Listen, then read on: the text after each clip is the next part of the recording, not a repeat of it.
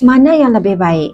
Nak simpan duit kertas ataupun emas? Simpan duit maksudnya kita hanya simpan nombor. Walaupun nombornya bertambah setiap tahun dengan pembahagian dividen, lama-lama duit itu hanya sekadar nombor sahaja disebabkan kuasa belinya semakin lama semakin menyusut. Kerana inflasi, bahkan nilainya boleh lenyap terus. Simpan aset seperti emas, perak, tanah dan juga rumah, maksudnya kita simpan kuasa beli. Walaupun harganya naik dalam jangka masa panjang, selalunya kuasa beli kekal iaitu bertambah dan tidak berkurang. Jadi, apa sahaja simpanan untuk jangka masa panjang, aset fizikal seperti emas adalah lebih baik kerana nilai dan kuasa belinya lebih terjamin. Duit kertas lebih sesuai untuk dijadikan transaksi jangka pendek, tapi bukan untuk simpanan dalam erti kata sebenar. Kalau nak simpan, simpan sekadar cukup untuk hal kecemasan atau untuk digunakan dalam waktu yang terdekat.